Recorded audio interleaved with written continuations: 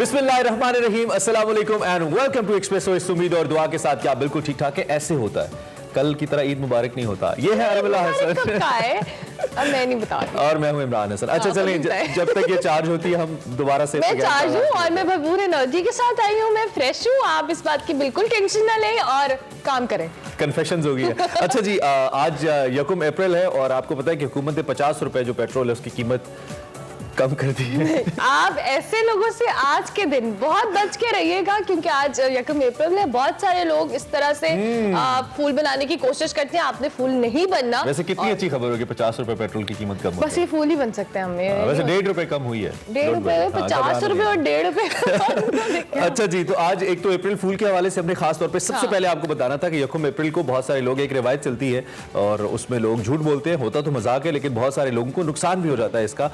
So be very careful. बहुत sensitive और अच्छा, मैक्सिमम लोग आजकल अपनी ना शादियों और मंगनियों का लिखते हैं कि जी हम गेटिंग मैरिड या इस तरह से, या मैं बाहर जा रहा हूँ।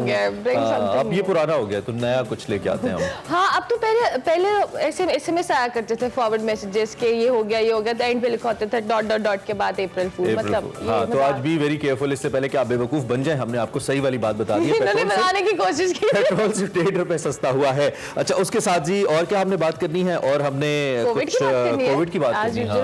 शादियां इमरजेंसी में हो रही है। हाँ, कोविड की वजह से शादियां इमरजेंसी में हो रही है। बहुत सारे ऐसे लोगों की शादियां हो रही थी और हम सोच रहे थे कि आने वाले महीने में, या वो बेचारों ने जल्दी जल्दी में शादियां की है, लेकिन अच्छा ही किया है। वैसे अगर आपने घर पे सादगी से शादी कर ली, मुझे लगता है सबसे ज्यादा इन शादियों की वजह से कोरोना। बिल्कुल, 31 मार्च को एक वक्त में तो सिर्फ नतीजा आता था, आपको याद है।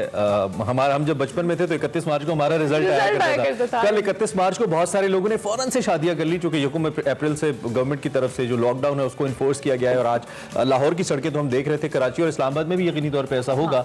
काफी हद तक जो लॉकडाउन है या काफी हद तक जो वीरानी है वो सड़कों पे नजर आ रही है। ये अच्छी बात है। अगर 10-12 दिन के लिए हम थोड़ा सा अपने आप को रिजर्व कर लें तो बेहतर नताइज आ सकते हैं। लेकिन दूसरी जानिब कोविड के केसेस बच्चों के अंदर रिपोर्ट हो रहे हैं और कुछ रिपोर्ट्स ये भी कह रही हैं कि 1-2 बच्चे जाँ भक भी हुए हैं। बिल्कुल, पिम्स हॉस्पिटल में भी बच्चों के हवाले से कहा जा रहा है 5700 से ज्यादा केस। वो तो इस्लामाबाद, हाँ बिल्कुल बात कर रहे हैं। और ये वाला जो फैक्टर है, इस बात पे हमें बहुत ज्यादा एहतियात की जरूरत है, क्योंकि हम बार बार यही कहते हैं फर्स्ट वेव में बच्चों को इतना खतरा नहीं था, लेकिन इस वेव में बच्चे भी इफेक्ट हो रहे हैं। तो अपने बच्चों को गैर जरूरी तौर पर जो प्यार करने से थोड़ा इज्तनाब करें, थोड़ा फासला रखें। शो में आगे जाके हम कोविड के हवाले से भी बात करेंगे, सेगमेंट्स भी होगा, लेकिन सबसे पहले आपको बताएंगे आज की हेडलाइंस।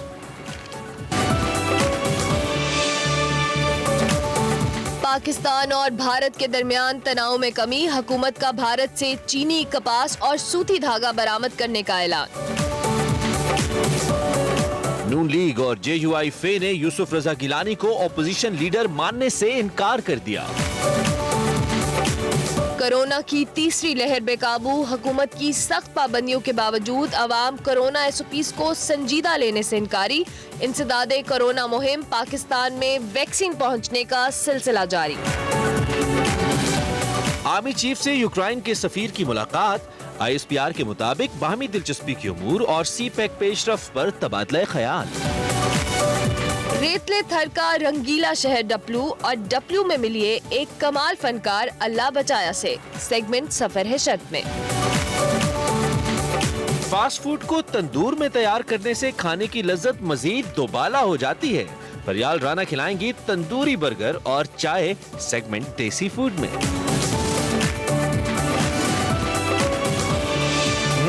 आज हम तंदूरी बर्गर खाएंगे और हमारे लिए भी बड़ा सरप्राइजिंग है। और ये नई नई चीजें आ रही हैं, पता है, अब नए नए एक्सपेरिमेंट्स हो रहे हैं। इस पे आपको बताते रहेंगे, बात करते रहेंगे। ये प्रोग्राम का आगाज करते हैं। कोविड सबसे बड़ी खबर है आज की। सबसे पहले आज की बड़ी खबर,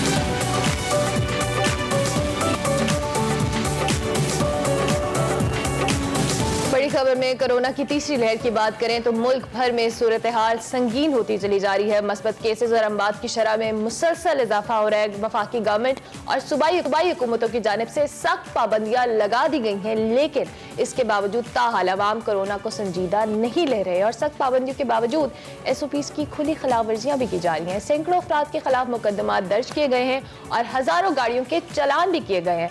मुल्क भर में केसेस बढ़ने से गवर्नमेंट की जानिब से तशवीश का भी इजहार किया जा रहा है। लेकिन दिलचस्प सूरत हाल ये भी है कि जिन अफराद को समाजी फासला न रखने पर गिरफ्तार किया जाता है उन्हें जेल के अंदर एक ही बैरक के अंदर बगैर समाजी फासले के रखा जा रहा है। कुछ ऐसी पिक्चर्स भी सामने आ रही हैं। अवाम को बार बार SOPs पर अमल दरामद करने की हिदायत की जा रही है। बढ़ते केसेस पर वजीर आजम ने एक बार फिर अवाम से अपील की है कि वो SOPs पर अमल करें। पहले उन्होंने कहा कि हमने लहर पर कामयाबी से काबू पाया, अब भी वक्त का तकाजा यह है कि कौम अपनी जिम्मेदारियां निभाए और उनको समझे। वैक्सीन की बात भी करना जरूरी है, तो मुल्क भर में 50 साल से जायद की उम्र के जो अफराद हैं उनकी वैक्सीनेशन के लिए रजिस्ट्रेशन जारी है।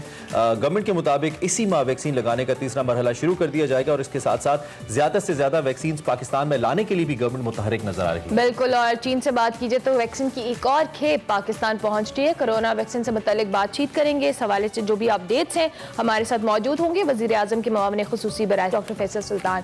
बहुत शुक्रिया डॉक्टर साहब कि आपने अर्ली इन द मॉर्निंग हमें एक्सप्रेसो में ज्वाइन किया। A very good morning doctor साहब। बाकी बातें तो हम बाद में साथ साथ करेंगे, लेकिन सबसे पहले हम वजीर आजम की सेहत के हवाले से जानना चाहेंगे। कल आप उनके साथ मीटिंग में भी थे। आपको किस तरह से उनकी मस्बत तब्दीली आई है या उनकी जो सेहत है वो बेहतर हुई है? बिल्कुल ठीक है जी, उनकी सेहत अच्छी तरह से और तेजी से रिकवर कर रही है।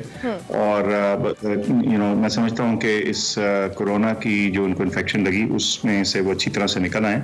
लेकिन बस उनको अब यही कहा है कि आहिस्ता आहिस्ता अपनी जो एक्टिविटीज हैं उनको बढ़ाते जाएं जैसे कि वो सस्टेन कर सकें। और डॉक्टर साहब, सदर मुमलिकत की हेल्थ के हवाले से भी इंफॉर्मेशन है कुछ आपको? जी बिल्कुल, उनसे भी गुफ्तगू हुई थी, माशाल्लाह वो भी ठीक चल रहे हैं। चलें, दैट्स गुड। अच्छी ठीक है, let's get back to the third wave. बड़ी खतरनाक भी रही, थोड़ा सा हमें ऐसा लगता है कि शुरू में हमने इसको उतना सीरियसली नहीं लिया, अब हम कुछ सीरियस फैसलों की जानिब गए हैं। तो आपकी असेसमेंट क्या है इस वक्त? जो सख्त फैसले कुछ पंजाब गवर्नमेंट ने लिए हैं, कुछ आज सिंध के हवाले से भी खबरें आई हैं, तो इससे कितना फर्क आप देख रहे हैं और कितना टाइम स्पैन आप देख रहे हैं जिसमें हम थोड़ा सा इन केसेस में कमी देखेंगे? It's hitting almost 14%। बिल्कुल जी, ये जो तीसरी लहर है अब ये बहरहाल पहली लहर के बराबर आ चुकी है। इसमें जो हॉस्पिटल्स में जो तादाद है सीरियस एडमिटेड मरीजों की वो तकरीबन उतनी हो चुकी है जितनी पहली लहर में थी।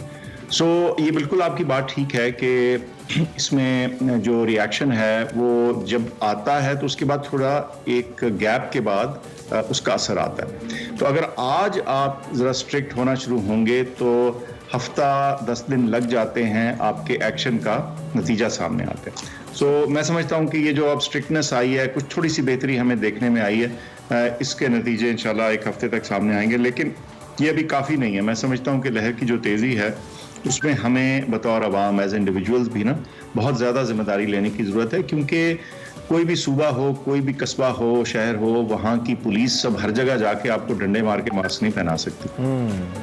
ठीक हो गया। अच्छा डॉक्टर साहब, हम वैक्सीनेशन के हवाले से भी बात करें, क्योंकि अभी तक हम जानना चाहें कितने लोगों को वैक्सीन लगाई जा चुकी है, कितनी डोजेस पाकिस्तान आई हैं, और गवर्नमेंट जो सिर्फ चाइना से मिलने वाली वैक्सीन पर इन्हिसार करी है, अपने हवाले से कोई पेशगी जो हमने एक इंतजाम करना था वो नहीं किया गया। इस हवाले से भी जो अपडेट्स हैं वो शेयर कीजिएगा। सही जी। अच्छा, ऐसे है कि कल से पहले तक जो अभी तक आप समझ लें 30 से पहले तक 30 मार्च से पहले तक जो वैक्सीन की फराहमी थी उसमें तकरीबन 1.2 मिलियन 12 लाख डोजेज आ चुकी थी वैक्सीन की, जिसमें से 8 लाख डोजेज से ज़्यादा लग चुकी हैं। अब पिछले 2 दिन में फराहमी फर्दर शुरू हुई है। कल 5 लाख डोजेज आई एक वैक्सीन की, 60,000 दूसरी की। आज इंशाल्लाह 5 लाख और आ जाएंगी। तो इसका मतलब है कि आज के हुसूली के बाद जो मजमूई तादाद है वो 2.2 मिलियन यानी 22 लाख से ज़्यादा वैक्सीन डोजेस की हो जाएगी, जिसमें तकरीबन 8 लाख से ऊपर लग चुकी हैं और बाकी अब हम लगाने जा रहे हैं। ये चीन से क्यों हुसूली हो रही है उसकी बड़ी सादी वजह यह है कि जो दूसरा रास्ता जिसको कोवैक्स बोलते हैं, जो एक बहुत बड़ा कंसोर्शियम है जिसके ज़रिए करोड़ों वैक्सीन की खरीदारी की जानी थी, उनको खुद से वैक्सीन की अवेलेबिलिटी में मुश्किल पेश आ रही थी। तो फिर हम उनका इंतजार नहीं कर सकते थे और हमें फिर अपना इंतजाम खुद करना था। ठीक है। अच्छा डॉक्टर साहब, एक चीज़ टेक्निकल, अब नॉट अ मेडिकल स्टूडेंट, लेकिन आप जो कि डॉक्टर हैं आप हमें बता दीजिएगा, टेक्निकली समझ नहीं आती कि जो फर्स्ट वेरिएंट के लिए वैक्सीन बनी, फर्स्ट वेरिएंट जब अपनी शक्ल तब्दील कर चुका है, म्यूटेट कर चुका है वायरस, तो वो वैक्सीन की अफादियत भी हमें उस तरह से नहीं लगती। सिम्टम्स मुख्तलिफ हैं, इसका असर मुख्तलिफ है, ज़्यादा सख्त है और बच्चों पर भी हो रहा है। तो हम ये कैसे कन्विंस हो कि जो वैक्सीन हम पहले कमिट कर चुके हैं वही वैक्सीन इस थर्ड वेरिएंट के ऊपर भी मुअस्सर होगी? आवाम सवाल पूछ रही है इसके ऊपर। अच्छा, जब वैक्सीन्स बनाई जाती हैं, बड़ी अहम सी चीज़ है और मैं आपको सादे तरीन तरीके से समझाने की कोशिश करता हूँ। जब वैक्सीन बनाई जाती है तो वो वायरस या जरासीम के उस जुज़ के खिलाफ बनाई जाती है जिसको मेडिकल इस्तिलाह में हम कंजर्व्ड रीजन कहते हैं। क्या मतलब है कंजर्व्ड रीजन की? वो हिस्सा जरासीम का जो तब्दील नहीं होता आमतौर पर, ताकि वैक्सीन जो अगर कोई उसकी छोटी मोटी चीज इधर उधर फर्क हो भी जाए तो जो उसका मेन कोर है, जो ऐसी चीज है जो कि चेंज नहीं होती, उसके खिलाफ बनाने की कोशिश की जाती है। ये ऐसी प्रोटीन होती है सरफेस पे जो वो समझा जाता है कि जो बदलेगी नहीं। हाँ, ये ज़रूर होता है कि कई दफ़ा वैक्सीन जरासीम ऐसी शक्ल इख्तियार कर लेता है वायरस कि वाकई जिसके खिलाफ वैक्सीन ना काम करे। लेकिन इस वक्त ऐसी कोई एविडेंस नहीं कि जो हमारे माशरे में जरासीम चल रहे हैं, वायरस चल रहा है, उनके खिलाफ ये वैक्सीन जो है ये कारआमद नहीं, ऐसी बात नहीं। अभी ये इफेक्टिव है। ठीक है, शुरू में हमें आइसोलेशन सेंटर्स भी बनाना पड़े थे और हम वेंटिलेटर्स को लेके भी थोड़ा परेशान हुए थे। फिर हमने खुद मैन्युफैक्चर करना शुरू किया और अच्छा परफॉर्म किया गवर्नमेंट के इदारों ने उस वक्त सिचुएशन को देखने के लिए। अब लेकिन वेव भी ज़्यादा स्ट्रॉन्ग है और केसेस भी ज़्यादा बढ़ रहे हैं, तो अब हमारी तैयारी क्या है? ओवरऑल क्या नंबर्स है आपके पास कि हम अगर खुदा न खास्ता किसी बहुत वर्स्ट कंडीशन की तरफ तो नहीं जा रहे? इटली और अमेरिका जैसी कोई अल्लाह ना करे सूरत हाल तो नहीं आ सकती? देखिए, हुआ ये कि जो पहली वेव आई उसके बाद हमने जो सबसे अहम चीज़ की वो ये कि अपनी जो कैपेसिटी थी वो बढ़ाई और ऑक्सीजन की कैपेसिटी बढ़ाई। और हमारे हेल्थ सिस्टम ने, हमारे डॉक्टर्स ने, नर्सेज ने, आईसीयू के स्पेशलिस्ट ने इस बीमारी के साथ टैकल करने की कैपेबिलिटी में इजाफा किया। तो हमारे पास जो पहले की निस्बत तादाद और उसकी जो स्पेशलिस्ट कैपेबिलिटी है, दोनों वो पहले की निस्बत बहरहाल ज्यादा है। लेकिन देखिए, एक मैं आपको बात कहता हूँ, मिसाल के तौर पे अगर आपकी पहले कैपेबिलिटी 100 थी और आपने उसको बढ़ा के 150 कर लिया, बहुत अच्छी बात है। लेकिन अगर हम एहतियात नहीं करेंगे और बीमारी 170 पे चली जाएगी तो आपका सिस्टम फिर ओवरवेल्म हो जाएगा। तो आप जितनी मर्जी तैयारी कर लें, अगर हम प्रिवेंशन की तरफ, रुकाव की तरफ, उसके जो रुकावट की तरफ की जो एफर्ट है वो नहीं करते तो आपका सिस्टम फिर भी दबाव में आ सकता है। ठीक हो गया। अच्छा डॉक्टर साहब, चूंकि अभी आप बात कर रहे थे फैलने के हवाले से, अब जो वेरिएंट चेंज हुआ जिसको हम यूके वेरिएंट का नाम दे रहे हैं और कह रहे हैं कि ये बहुत तेजी से फैल रहा है, इस थर्ड वेव में बच्चे भी बहुत ज्यादा अफेक्ट हो रहे हैं।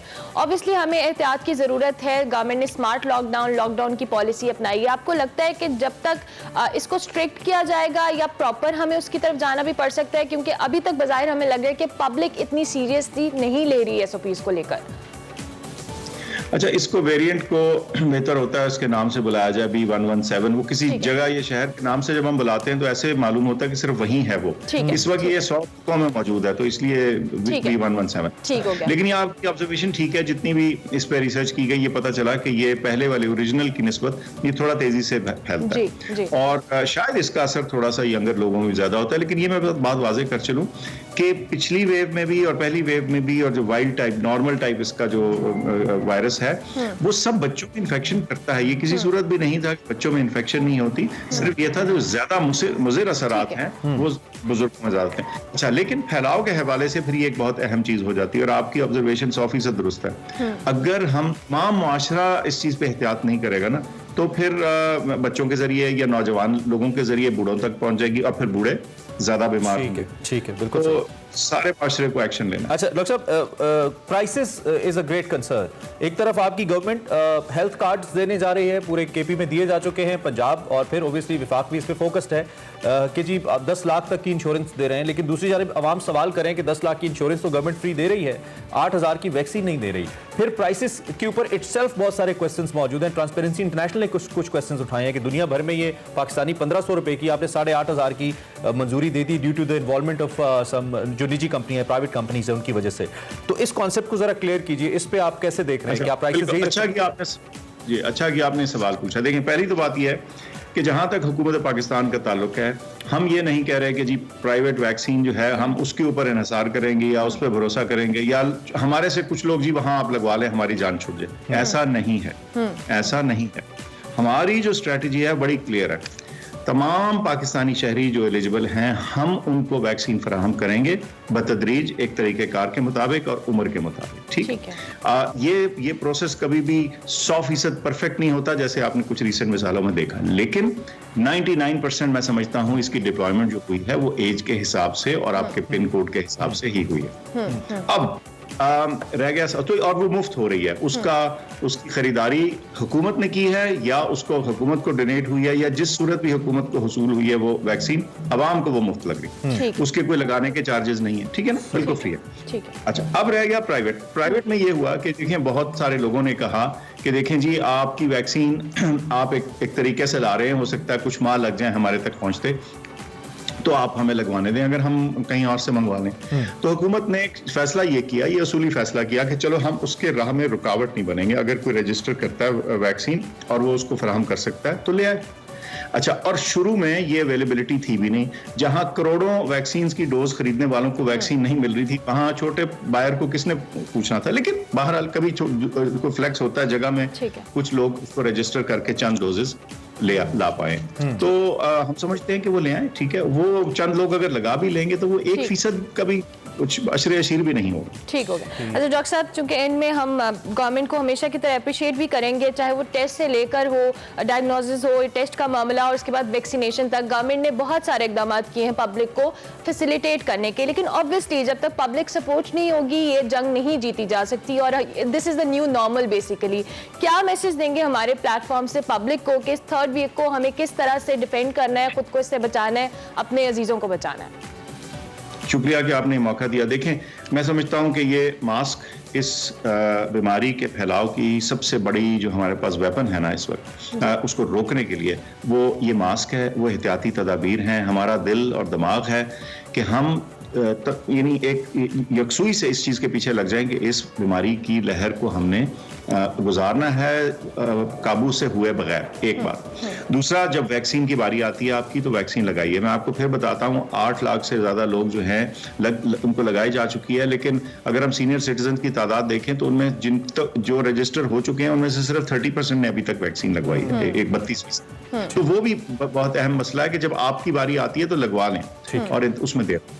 बिल्कुल सही। डॉक्टर साहब बिल्कुल मुख्तसरन बता दीजिएगा, मेरा एक कंसर्न है कि पहले जब हुकूमत ने लॉकडाउन किया था, जो गरीब तबका था, कम तनख्वाहों वाला या मजदूर, उसके लिए आपने वजीफों का ऐलान किया था एहसास प्रोग्राम के तहत, और घर पे बहुत से लोगों को ये पैसे मिले। अब भी चूंकि हम लॉकडाउन की जानिब जा रहे हैं, आज लाहौर में मेट्रो भी बंद है, स्पीडो भी बंद है, बहुत सारा मजदूर तबका सफर करेगा, इससे लोगों के घर के चूल्हे बुझने का खदशा है। कोई प्लान है आपका, चाहे वो 10-12 दिनों के लिए हो, लोगों की अगर जॉब चली जाए तो गवर्नमेंट इसको कंपनसेट करे, कोई अमल है आपके माइंड में? देखिए जी, जो एहसास प्रोग्राम की इंटरवेंशन है वो तो बिल्कुल लगातार उसी तरह चल रही हैं जैसे कि थी। अगर इसमें कोई इजाफी चीज़ करनी होगी तो वो वज़ीर आज़म और एहसास के इंचार्ज हैं डॉक्टर सनिया, वो आपस में ज़रूर मशवरा करके इस पर देख लेंगे कि और अगर कोई इजाफी एक्शन करने की ज़रूरत है या नहीं। लेकिन कल आपने सुना होगा कि जो NCC हुई उसमें भी वज़ीर आज़म ने ख़ास तौर पर इस चीज़ पर स्ट्रेस दिया कि हमने वबा को फैलाव से तो रोकना है, लेकिन साथ साथ हमने ऐसी सिचुएशन नहीं लानी जहां जो सबसे कमज़ोर तबका है वो बीमारी और जिसे कहते हैं अनएम्प्लॉयमेंट और भूख दोनों का शिकार हो जाए। तो दोनों चीज़ों को साथ लेके चलना है और ये मुमकिन है हमारी एहतियाती चलो we wish you all the best. मुश्किल सूरत हाल है डॉक्टर साहब, आई होप कि हम इससे जल्द निकले। थैंक यू वेरी मच, आपने हमें वक्त दिया और डिटेल्स के साथ हमारे क्वेश्चंस को आंसर किया। इस वक्त डॉक्टर फैसल हमारे साथ मौजूद थे। हमने क्या स्ट्रैटेजी है इस B117 वेरिएंट को लेकर, इसके ऊपर उनसे बात की और उसके साथ साथ ये भी जाना कि वैक्सीनेशन के हवाले से क्या डिटेल्स हैं। विद दैट हुकूमती ऑफिशियल्स आई होप के कंसर्न है उनका, गरीब लोगों के को फिर एक दफ़ा बहुत ज़्यादा मुश्किलात का शिकार हो गए हैं, खासतौर पे जो रेडीबान हैं, जो मजदूर हैं, जो पब्लिक ट्रांसपोर्ट पे सफर करने वाले लोग हैं, वो बहुत मुश्किलात का लाहौर जैसे बड़े शहरों में शिकार हैं। तो आई होप कि पंजाब हुकूमत और वफाकी हुकूमत कंपनसेट करेगी। हम सबको एहतियात की ज़रूरत है ताकि हम इस मुश्किल टाइम से निकल सकें। तो एहतियात आप लाजमी करें, मास्क का इस्तेमाल करें, SOPs को फॉलो करें। इसी नोट पर एक ब्रेक लेते हैं, ब्रेक के बाद हाजिर होंगे। आप देखते रहिए Express.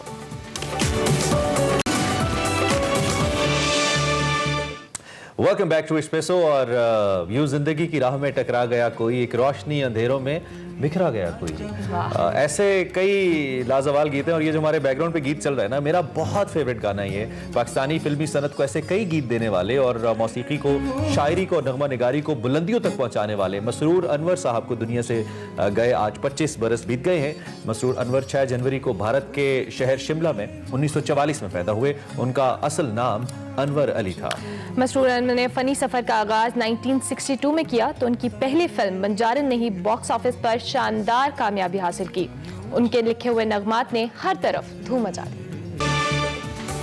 Welcome back to Expresso. बात करते हैं अब हम, वैसे तो बड़ी खबर में हम अमूमी तौर पे पॉलिटिक्स और इंटरनेशनल अफेयर्स की बात करते हैं, लेकिन कोविड की जो कि बड़ी खबर थी उसके बाद अब हम थोड़ा सा पाकिस्तानी सियासत पे भी बात कर लेते हैं और पाकिस्तान भारत रिलेशनशिप की भी बात कर लेते हैं, जिसमें तनाव में अचानक से कुछ कमी आना शुरू हुई। हम इस पर मुसलसल बात कर रहे हैं और ये भी कह रहे हैं कि ये बुरी बात कतई नहीं है, अमन को हमेशा वेलकम किया जाना चाहिए, लेकिन कुछ सवाल इस रवैये में तब्दीली के ऊपर उठ रहे हैं कि अचानक से क्यों हो रहा है और क्या हो रहा है। अब जो आज की बड़ी खबर है, हमारे आज के एक्सप्रेस अखबार की लीड स्टोरी भी है कि भारत से जनाब हम चीनी और कपास खरीदने जा रहे हैं। ईसीसी ने इसकी मंजूरी दे दी है और 5 लाख टन जो चीनी है और कॉटन यॉन है वो हम मंगवाने जा रहे हैं, जिसके हवाले से कल हमाद अजहर साहब ने, जो वजीर खजाना है हमारे नए, उन्होंने प्रेस कॉन्फ्रेंस भी की। उन्होंने कहा जी हमें मुश्किल फैसले लेने पड़ते हैं बाज़ औक़ात और हम मुस्लिम मुश्किल फैसले ले रहे हैं क्योंकि चीनी की कीमतें भारत में कम हैं। दूसरा, आपको याद ही होगा कि 23 मार्च को न सिर्फ नरेंद्र मोदी भारतीय वजीर आज़म ने इमरान खान साहब को एक खत लिखा था, बल्कि उससे पहले उनकी सेहत की बेहतरी के लिए ट्वीट भी की थी। बिल्कुल, और अभी जो सिचुएशन है, गवर्नमेंट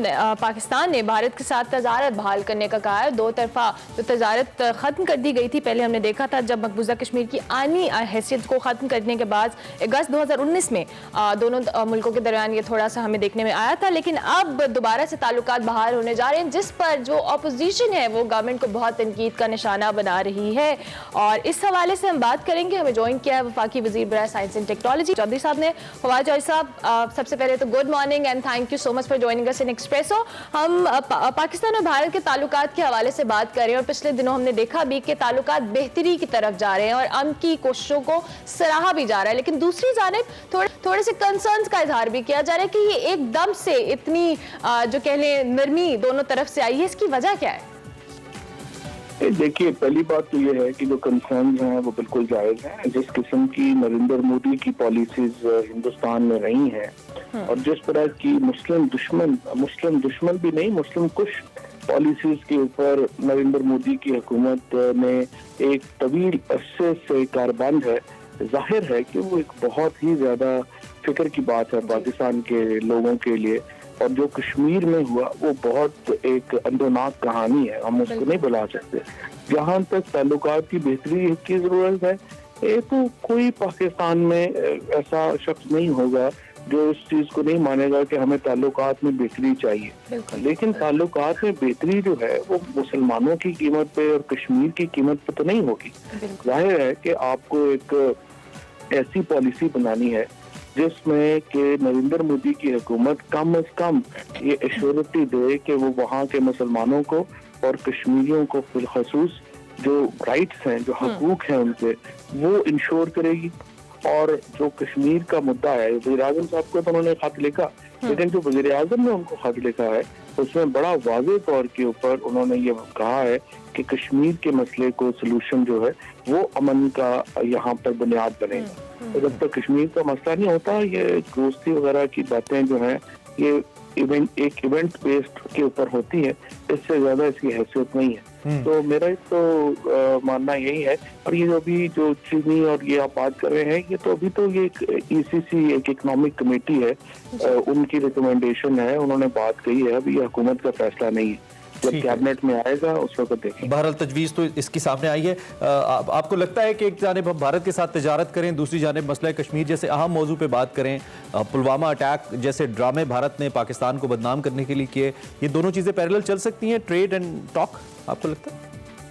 नहीं, मुश्किल हो जाएगा। मुझे लगता है कि इसको देखना पड़ेगा कि इसके क्या कॉन्सिक्वेंसेस हैं और देखना पड़ेगा कि इसकी क्या जो है वो आगे इसकी सूरत हाल क्या है। क्योंकि देखिए, जो इकोनॉमिक कमेटी होती है वो सिर्फ मुआशी नुक्ता नजर से फैसला करती है। जब काबीना में बात आती है तो उस वक्त फॉरेन अफेयर्स भी आपके सामने आते हैं, इंसानी हकूक भी आपके सामने आते हैं, सियासी जो पॉइंट ऑफ व्यू है वो भी आपके सामने आता है। तो ये थोड़ा ज़रा हमारा जो मीडिया है उसको भी ये थोड़ी सी एक ट्रेनिंग की जरूरत है कि उनको पता हो कि इकोनॉमिक कमेटी में और हुकूमत में क्या फर्क है, और सो दैट जब वो हेडलाइंस लगाएं तो उसको इल्म हो कि वो क्या लगता है। बात ठीक है, लेकिन हमाद अजहर साहब ने चूंकि प्रेस कॉन्फ्रेंस की, नए वजीर खजाना है, तो ऑब्वियसली तो आपको पता है बननी थी, आप खुद भी साफत से वाबस्ता रहे हैं। आगे हम हम बात करते हैं ये जो इस वक्त सूरत हाल बन रही है आपकी गवर्नमेंट के अंदर, मईशत के हवाले से ही इनफैक्ट महंगाई के चैलेंज के ऊपर हफीज़ शेख साहब को जो तब्दील किया गया और हमाद अजहर साहब को लेके आया गया, अब ऐसे कौन से फैसले आपकी गवर्नमेंट एक्सपेक्ट कर रही है हमाद अजहर साहब से जो हफीज़ शेख साहब नहीं कर पाए?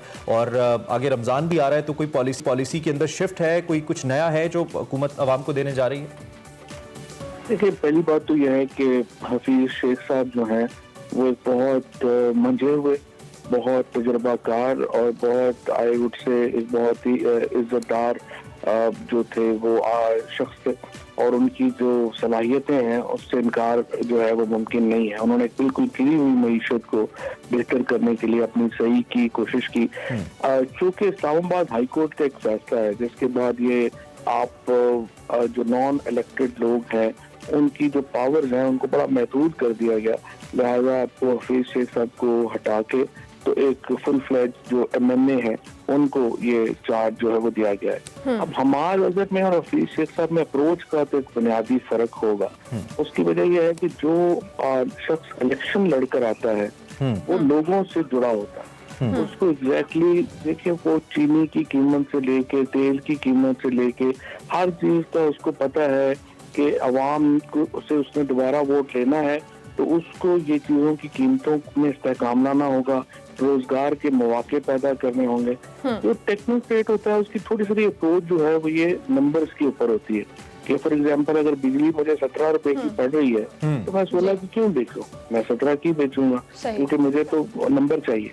तो जो टेक्नोक्रेट की अप्रोच है वो नंबर बेस्ड होती है और जो पॉलिटिशियन की अप्रोच होती है वो अवाम की एस्पिरेशंस के ऊपर होती है, उनके ख्वाहिशात पे होती है। तो ये अप्रोच का फर्क तो होगा। ठीक हो गया। फवाद चौधरी साहब, नए वजीर खजाना हमाद अजहर साहब ने भी कहा है कि IMF प्रोग्राम पर नजरसानी की जाएगी और स्टेट बैंक की जो खुद मुख्तारी है उससे मुतालिक बिल पार्लियामेंट में लाया जाएगा।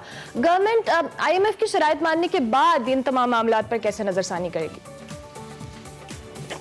देखिए, ये तो खैर आप हमाद अजहर साहब इसको बेहतर एक्सप्लेन कर सकते हैं कि कौन सी शिकें हैं जिस पे वो समझते हैं कि रिव्यू होना चाहिए, और जाहिर है कि एक नई इकोनॉमिक टीम आई है तो वो अपने पॉइंट ऑफ व्यू तो लाएगी।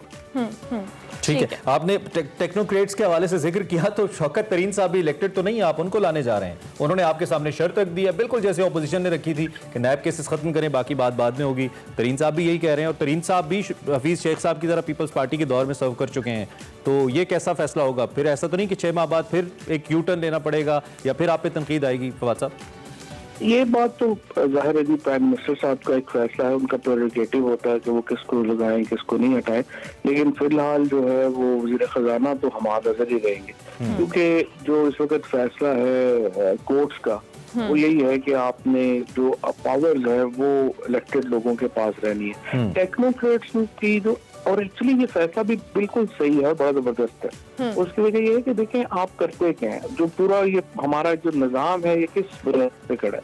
इस बुनियाद पे खड़ा है कि आप माहिराना राय लेंगे, वो राय जो है वो आप इलेक्टेड लोगों के सामने रखेंगे और वो उसको फैसला करेंगे। आप जाती तौर पे हक में हैं अगर उनको लाया जाता है? आपकी जाती राय क्या आना चाहिए उनको? टेक्नोक्रेट को साथ लाने में तो कोई हर्ज नहीं है ना, बल्कि वो तो जरूरी हो जाता है कई जगहों के ऊपर। लेट्स से जो अगर मैं minister of science and technology हूँ तो मैंने एक पूरी काउंसिल क्रिएट की है जिसमें साइंटिस्ट हैं, जिसमें सारे, मुझे तो नहीं पता चीजों का, मैं तो सिर्फ आइडियाज जो मुझे आते हैं उनको थ्रो करता हूँ, जो उनको आते हैं वो मुझे बताते हैं। तो this is how the consultation works. ठीक है, आप कह रहे हैं हर्ज नहीं। आपने कल एक इंपॉर्टेंट पेशरफ्त है, मैं बिल्कुल अभी ट्विटर भी देख रहा था, प्राइम मिनिस्टर को भी आपने सारा अपना प्रोजेक्ट दिखाया जो इलेक्ट्रॉनिक वोटिंग के हवाले से, उस पर भी मैं बात करूंगा, लेकिन फिर वक्त शुगर माफिया के हवाले से ऑब्वियसली बहुत इंपॉर्टेंट खबरें हैं और जहांगीर तरीन साहब के खिलाफ, उनकी फैमिली के खिलाफ इनफैक्ट मनी लॉन्ड्रिंग केस सामने आ रहा है। उनकी 3 बेटियों, बेटे और दामाद पर भी मुकदमात बनने जा रहे हैं, मुकदमात दर्ज हो चुके हैं इनफैक्ट। तो ये क्या डेवलपमेंट है फवाद साहब, इसको आप पॉलिटिकली कैसे देखते हैं? बड़े पुराने और बड़े देरीना साथी हैं जहांगीर तरीन साहब आपकी पार्टी के। ये मैंने फ्रेंकली इसको भी फॉलो नहीं किया, इसको देखेंगे अभी बात। ठीक है, और इलेक्ट्रॉनिक वोटिंग के हवाले से हमें राय दे दीजिए। जब तक पार्लियामेंट के अंदर निगोशिएशन नहीं होती, कल तो एहसन इकबाल साहब ने कहा कि जी आपने CPEC जैसे मंसूबे को सबोटाज किया, उसके लिए लाया गया आपको। तो इलेक्ट्रॉनिक वोटिंग, इलेक्शन रिफॉर्म्स पे गवर्नमेंट ओपोजिशन से तो फिलहाल कोई बात अभी होती हमें नजर नहीं आ रही, लेकिन आप टेक्निकली उसको सामने लेके आ रहे हैं प्रोजेक्ट्स को, तो ये वर्क कर पाएगा? इस पर क्या लाया अमल है आपका? देखिए पहले तो ये है ना कि आप पेश क्या कर रहे हैं, तो पहले तो आपने टेक्नोलॉजी क्रिएट करनी है ना। अब हमने तो जो टेक्नोलॉजी, हमारी मिनिस्ट्री का काम तो ये था कि टेक्नोलॉजी क्रिएट करना।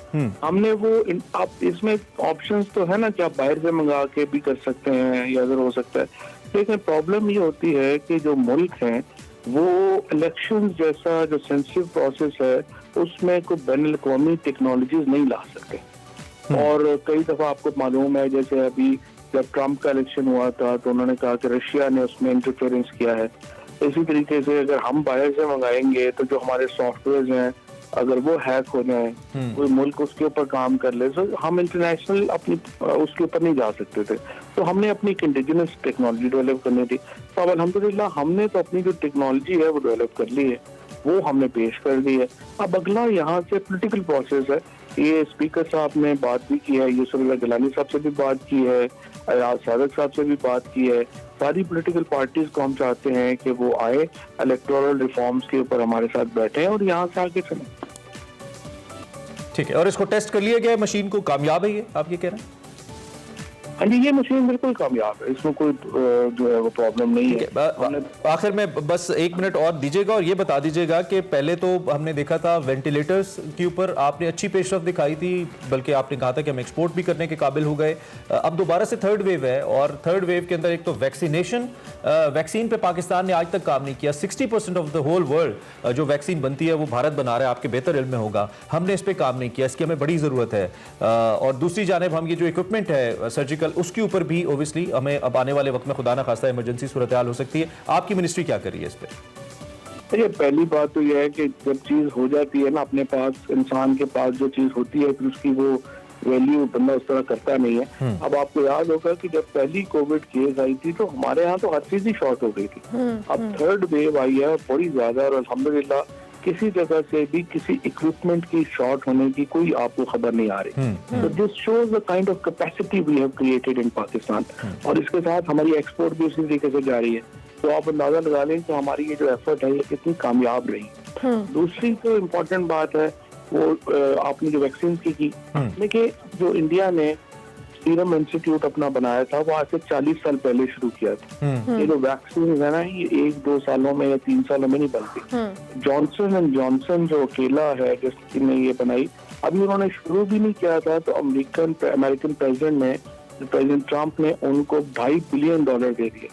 अब हमारा तो टोटल $3 बिलियन तो हम, अगर IMF का हमारा पूरा टोटल पैकेज है, तो ये एक बड़ा महंगा और बड़ा टाइम टेकिंग प्रोसेस है।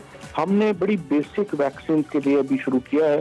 हम तो यहाँ आप देख रहे हैं कराची में तो हमें तो कुत्ते के काटने की वैक्सीन नहीं मिल रही, हमें तो जहर की सांप की वैक्सीन नहीं मिल रही। तो ये कोविड वगैरह तो बड़ी एडवांस वैक्सीन है। तो और ना ही हमें हर चीज फ्रेंकली बनानी भी नहीं चाहिए। इस तरह भी नहीं होता कि आप हर चीज खुद ही बनाए। ये पूरी दुनिया में मोनोपोली ही इंडिया और चाइना की है, बाकी मुल्क इसको बनाते ही नहीं है। ठीक है, फवाद साहब जाते जाते खबर हमें देते जाए, जहांगीर तरीन साहब को सेनेटर बना रहे हैं आप? शौकत तरीन साहब को, सॉरी शौकत तरीन साहब को। ये अभी तो मुझे पता नहीं है, मुझे कोई लम्बी इसका अभी आपको पता नहीं है। ठीक है, थैंक यू वेरी मच जी, बहुत शुक्रिया। वी जस्ट मिक्स जहांगीर तरीन एंड शौकत तरीन। जहांगीर तरीन साहब तो मुश्किल वक्त के अंदर आ गए, उनके ऊपर तो मुकदमात बन गए। और जैसा कि हमने कहा कि इस वक्त फवाद साहब ने इस पर राय का इजहार नहीं किया। उन्होंने कहा कि हम अभी, मैंने इस खबर को फॉलो नहीं किया, लेकिन ये हो नहीं सकता कि इतनी बड़ी खबर है और जहांगीर तरीन साहब के हवाले से is the most important face in Pakistan Tehreek Insaf. को देखते हैं कि इस हवाले से क्या खबरें आती हैं। बहरहाल फवाद साहब ने अच्छा काम किया साइंस एंड टेक्नोलॉजी में। देखते हैं कि आगे क्या होता है, आपको आगाह करते हैं। हेडलाइन नहीं दी उन्होंने जी, हेडलाइन नहीं दी। ब्रेक लेंगे, ब्रेक के बाद हाजिर होंगे। आप देखते रहिए espresso.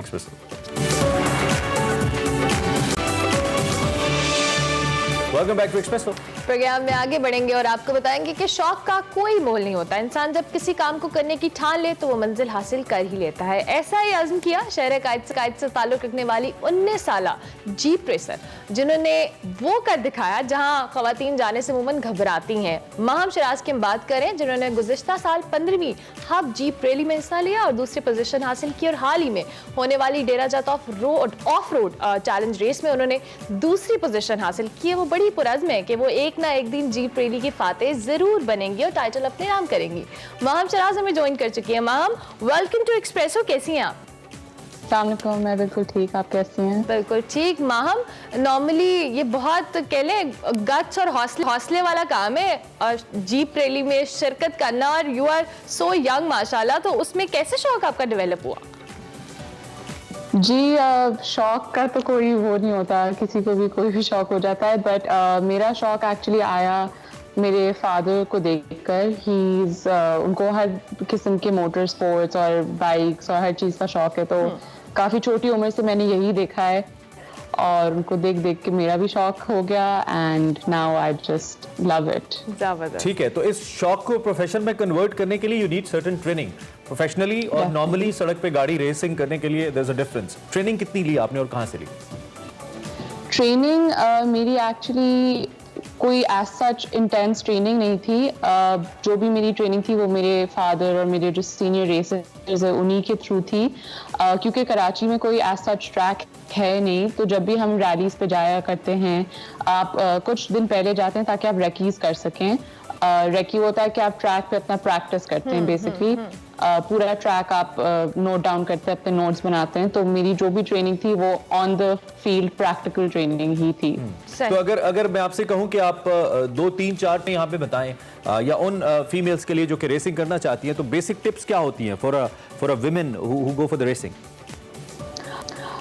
Basic tips for women or men is I think number 1 racing में यही होगी, discipline is one of the most important things, कि आप टाइम से उठें, टाइम से ट्रैक पे पहुंचें, टाइम से अपनी रेकीज करें, मेक गुड नोट्स। जब भी आप ट्रैक पर जा रहे हैं आप सारी नोट्स प्रॉपर्ली बनाएं, जो भी टर्न आ रहा है, जो ताकि आप डेंजर से भी मतलब बचे रहें, क्योंकि आप इतनी हाई स्पीड पर जब होते हैं you have to be extra cautious and careful.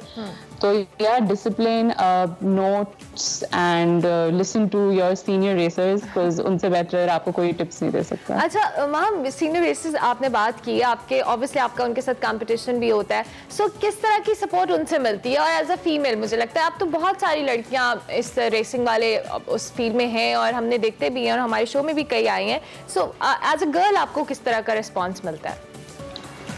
I think Pakistan में अभी तक इट्स बहुत मेल सेंट्रिक, बहुत सारे आदमी होते हैं। जैसे अगर आप कंपेयर करें तो 100 आदमी होंगे और फिर 5-6 खवातीन होंगी इस पूरे इवेंट में। बट आहिस्ता आहिस्ता ग्रो कर रहा है। जैसे मैं 5 रैलीज में गई हूँ और मेरी पहली रैली से 5th रैली में मैंने खुद चेंज देखा है, जिस तरह औरतों को के लिहाज से बात की जाए। तो मुझे अल्हम्दुलिल्लाह काफ़ी जिस तरह से सपोर्ट मुझे अपने रेसर्स से या फैमिली से जिससे मिला, आई थिंक मैं बहुत लकी हूँ इस मामले में, क्योंकि कंपटीशन ऑफ कोर्स होता है but it's for me it's healthy competition. मैं अपने सीनियर्स को काफ़ी I look up to them, और जो भी मुझसे वो कहते हैं, चाहे वो तुष्ना पटेल मैम हो या वो सलमा खान हो या all the male racers as well, तो जो वो कहते हैं वो मैं उसको बहुत सीरियसली लेती हूँ और उसको कोशिश करती हूँ कि मैं उस पर अमल करूँ। उन्होंने आप जैसे जूनियर्स को अप्रिशिएट भी किया है when they were in our show. उन्होंने बाकायदा तौर पे कहा है कि नए लोग आ रहे हैं और आपका नाम उन्होंने खास तौर पे लिया कुछ पार्टिसिपेंट्स ने, तो ये बड़ी अच्छी बात है। अच्छा, सिर्फ गाड़ी चलाना काफ़ी नहीं है मेरी इन्फॉर्मेशन के मुताबिक, या गाड़ी तेज चलाना, आपको गाड़ी की टेक्निकल इन्फॉर्मेशन बहुत ज़रूरी है। बीइंग अ रेसर आपको पता होना चाहिए आपकी गाड़ी की कैपेसिटी क्या है, ये कहाँ तक जाती है, फ्यूल के हवाले से, उसकी सस्पेंशन के हवाले से आपको बड़ी डीप डाउन नॉलेज होनी चाहिए, जो अमूमन लड़कों के अंदर ये शौक पाया जाता है। सो आपको किस हद तक अपनी व्हीकल की इन्फॉर्मेशन है या आप रखती हैं, ताकि आपको पता हो कि कहीं अगर कोई प्रॉब्लम हो जाती है उसको सॉल्व कैसे करना है during the race in particular? मैं क्योंकि बहुत अभी मैंने रिसेंटली पिछले साल मेरी पहली रेस थी, तो मेरा अभी तक वो जो टेक्निकल नॉलेज है वो ग्रो कर रही है विद ईच थिंग, बट मुझे अपनी गाड़ी की ऑलमोस्ट सही इंफॉर्मेशन है कि मैं बता सकती हूँ कि कौन सा इंजन डला हुआ है, क्या सस्पेंशन है और कितना फ्यूल लगता है कि मैं कवर कर सकूँ और फिर कब मुझे रिफ्यूलिंग की जरूरत है। क्या ऐसा है कि माहम का जो रूम है, जो रहने की जगह है, वो उसमें भी आसपास हमें गाड़ियों की तस्वीरें और इस तरह की चीजें लगती हैं, ऐसा है? जी, आपको काफी नजर आएगा मेरे घर में और मेरी फैमिली में, काफी सबको गाड़ियां का बहुत ज्यादा शौक है। तो मतलब ये अच्छा है कि घर में भी कंपनी आपको मिलती है उसी तरह की जिस तरह की आप प्रोफेशन आपने इख्तियार किया है। मैम, घर वालों का रिस्पांस कैसा होता है? आप चूंकि जीप रैली में पार्टिसिपेट भी किया, पोजीशन भी ली, so how is the response of your family? Exactly. शुरू में मेरी अम्मी और मेरे दादा थोड़े डरे हुए थे इस मामले से, बट बिकॉज मेरे फादर करते हैं तो सब अवेयर थे, और वो पिछले 6-7 साल से रैलीज में जाते हैं, और वो he is an of road racer. तो क्योंकि पूरी फैमिली अवेयर थी तो थोड़ा बहुत डर था, बट आई थिंक इवेंचुअली जब हम जाने लगे और फिर अच्छा खासा रिस्पांस हर जगह से आ रहा था, तो अभी भी थोड़ा डरते हैं कि खतरे के मामले से, बट अब थोड़ा कूल डाउन हो गया है। ठीक हो गया। अच्छा, बहुत सारे मामलात के अंदर हम उसको ओबियसली सिर्फ शौक की हद तक लेते हुए थोड़ा बहुत प्रैक्टिस करते हैं। पाकिस्तान में ये प्रैक्टिस खवातीन में बहुत ज़्यादा है कि किसी काम को शौक के तौर पे करना शुरू किया और उसमें बहुत अच्छा कर रही होती हैं, लेकिन उसको फर्दर आगे नहीं लेके चलती हैं, एज प्रोफेशन छोड़ देती हैं। मेल्स में भी है लेकिन खवातीन में ज़्यादा है। तो क्या आपसे हम उम्मीद रखें कि आप इसको to the higher professional level लेके जाएंगी, और कहीं प्लान्स क्या है शॉर्टली अगर हम पूछें आगे क्या करना है इसको लेकर? इंशाल्लाह अगर अल्लाह चाहे तो ज़रूर मैं इसको हमेशा के, जो पैशन एक होता है, जो अंदर से एक ड्राइव है, वो तो 100% है, और अगर मैं कर सकूं तो मैं ज़रूर इसको, कोशिश तो यही रहेगी कि मैं फॉलो करूं इसको। बट अभी जैसे मैं करंटली लॉ पढ़ रही हूं, तो करियर के जो एजुकेशन के हवाले से मैं लॉ अपना कंप्लीट करना चाहूंगी, एंड साथ में इसको भी। ठीक हो गया। मैम, एक छोटा सा मैसेज उन लड़कियों को जो इस वक्त आपको देख रही हैं। आई थिंक मैं पूरे पाकिस्तान को यही कहूँगी कि जो जिसका शौक है, जो पैशन है, वो उसको ज़रूर फॉलो करे, जिस अपने कैपेसिटी में जो इंसान कर सकता है। और फिर उसके साथ ये भी याद रखें कि आप जहाँ भी जा रहे हैं दुनिया में, तो आप अपने मुल्क को रिप्रेजेंट कर रहे हैं, एंड बस उस हिसाब से चीजें लेकर चलें। Thank you so much Maham, बहुत अच्छा लगा आपसे बात करके। Wish you very best of luck कि आप अपना लॉ भी कंप्लीट करें और इस जीप रैलीज में भी पार्टिसिपेट करती रहे, पाकिस्तान को रिप्रेजेंट करती रहे। इस नोट पे एक ब्रेक लेनी है, ब्रेक के बाद हाजिर होंगे। आप देखते रहिए एक्सप्रेसो।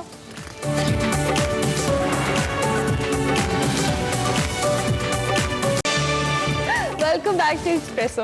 और अब सफर शर्क का वक्त हुआ जाता है, जहां पे आज हम आपको डिप्लो लेके जाएंगे, जो कि थर का एक बहुत ही खूबसूरत शहर तो नहीं है, इनफैक्ट गांव है, कस्बा है, और वहां पे अल्लाह बचाओ साहब हैं जिन्होंने कुछ बहुत ज़बरदस्त गीत सुनाए हैं। सो सहरा नवर के इस खत में कुछ गीत भी होंगे, कुछ बातें भी होंगी, और थर की सैर भी होगी। सफर शर्क।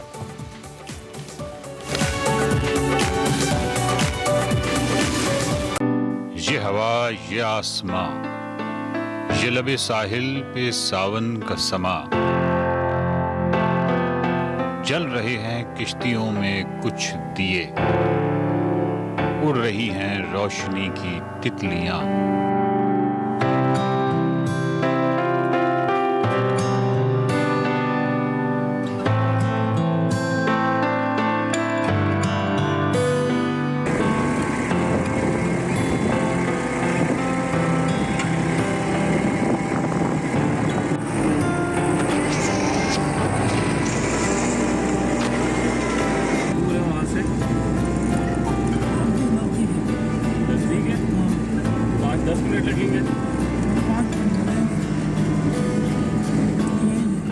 सच कहते हैं थर की हवा आशिक बना देती है। थर के दरख्त, रेत, चरिंद परिंद इश्क में डूबे नजर आते हैं।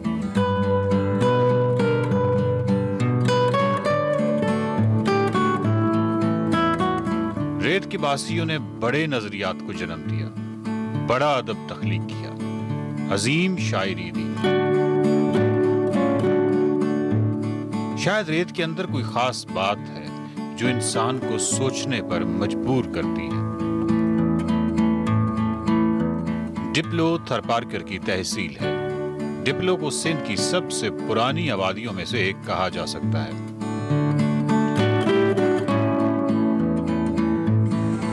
डिप्लो मिट्टी से 40 किलोमीटर जबकि बदीन से 107 किलोमीटर के फासले पर है।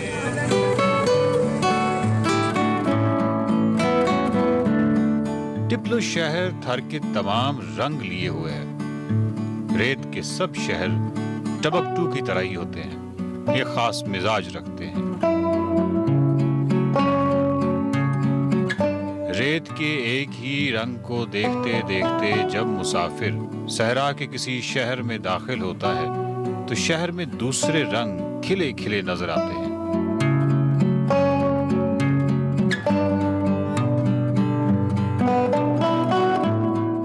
शायद इसलिए कि तवील सफर में काफी वक्त तक आपने दूसरे रंग देखे नहीं होते।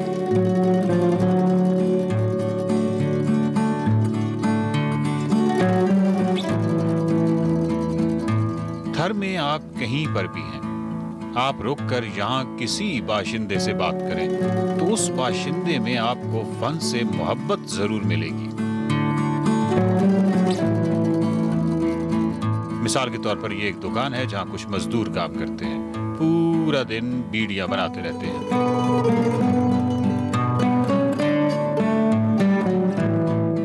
ज़ाहिरी हवाले से देखें तो आपको कुछ खास नजर नहीं आएगा, लेकिन बात करें तो उठने को जी नहीं करेगा। आपका नाम क्या है? अल्लाह बचाया। अल्लाह बचाया। अल्लाह बचाया भाई, मैंने देखा है कि यहाँ पे हर बंदा जो है ना वो कुछ ना कुछ गाता है। जी हाँ। और आपसे भी मैं कुछ सुनना चाहता हूँ कि कोई। सुनाइए। वाह वाह वाह। हमारे देश। ये बहुत बड़े फनकार हैं, बहुत बड़े फनकार हैं। और सफ़र इशारत का बुनियादी तौर पे तो मकसद भी यही है कि जो आम आदमी है वो कितना ख़ास आदमी है, और हमारा हीरो जो है वो आम आदमी है। तो अल्लाह बचाया जो है वो हमारे हीरो हैं, बहुत बड़े फनकार हैं। एक मौका नहीं मिला शायद आपको, आपने कभी वैसे पीछे रखने वाले फनकार हैं या शायद कोई है नहीं, वो पीछे रखते आए हैं। है। आगे कोई नहीं बढ़ाने वाला, कोई है नहीं बढ़ाने वाला, कोई नहीं, कोई सपोर्ट, कोई मदद हासिल नहीं की आपको। आप मुझे अल्लाह बचाया को ढूंढने के लिए मतलब ये नहीं है कि मैंने कहीं से कोई पता किया हो। अब हम यहाँ से इस मार्केट से गुजर रहे थे तो अल्लाह बचाया नज़र आ रहा है कि एक गांव में हमें नूर मोहम्मद मिल गए। तो आप जब सफ़र करते जाते हैं तो हम यहाँ पे अंदर सिर्फ हमने सलाम दुआ के लिए आए थे, और हमें क्या मालूम था कि अल्लाह बचाया जैसा खूबसूरत फनकार जो है उनसे हमारी मुलाकात हो जाएगी। कुछ और एक आध चीज़ आप अपनी कोई सुना दें, कोई अपनी शायरी सुना दें या कुछ भी, इसका क्या थोड़ा सा तर्जुमा? ये इसका मकसद है, ये जो दौर चल रहा है बेवफाई का, जो को आदमी दिल लगा बैठ जाते हैं, दिल लगा के बैठ जाते हैं। कौन सा? सर ये लोकल है। हाँ। ये बोले ये कलाम अच्छा गाता है। अच्छा चले वो गा। हाँ, खूबसूरत फनकार है और आपका दिल जो है वो जवान है, हमेशा इंशाल्लाह वो जवान रहेगा। और कोई कहे खड़ी नीम के नीचे, वो जरा कर थोड़ा। बहुत शुक्रिया, बहुत मेहरबानी, हमारी दुआ है आपके लिए। ये गुर्बत या ये कमी कहीं आती रहती है, कई दफ़ा अच्छा टाइम आ जाता है, कभी दुख होता है, कभी सुख होता है। तो हमारी दुआ है आपको सुख नसीब हो, आपके बच्चे पढ़ें, वो आपके वक्त को तब्दील करें, और अच्छा वक्त आता है। अल्लाह बचाए, अच्छा वक्त ज़रूर आता है। तो इंशाल्लाह आप पे भी इंशाल्लाह ज़रूर अच्छा वक्त आएगा। तो बहुत दुआएं मेरी आपके साथ, बहुत दुआएं, और आपके लिए आपकी दुआ का मैं भी तलबगार हूँ। बहुत शुक्रिया अल्लाह बचाए। आप डिप्लो का हुस्न है। यानी डिप्लो का आप ये समझें कि वो होता है ना चांद के साथ तारा होता है, आप तारा हैं डिप्लो का। बहुत शुक्रिया, बड़ी मेहरबानी।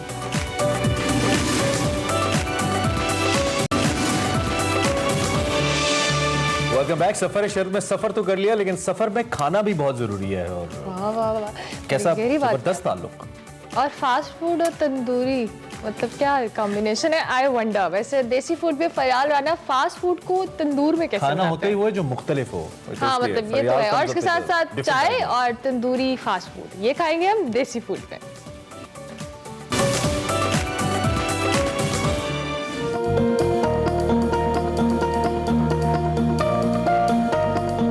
नाजरीन, फास्ट फूड को अगर तंदूर में देसी तरीके से बनाया जाए तो इसका मज़ा और भी दुबाला हो जाता है।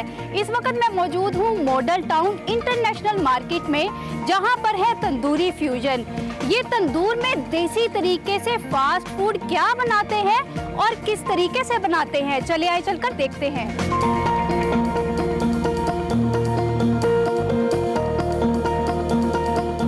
हमारे साथ मौजूद है यहाँ के ऑनर राशिद इकराम साहब। आप सबसे पहले मुझे ये बताएं कि फास्ट फूड को तंदूर में बनाने का आइडिया कहाँ से आया? हम लोगों ने थोड़ा सा सोचा कि ट्रेडिशन नान जो हमारे चल रहे हैं, आलूला नान और प्लेन नान वगैरह जो आ रहे हैं, उसको हम लोगों ने थोड़ा सा डिफरेंट स्टाइल में किया और स्टफिंग में लेकर गए।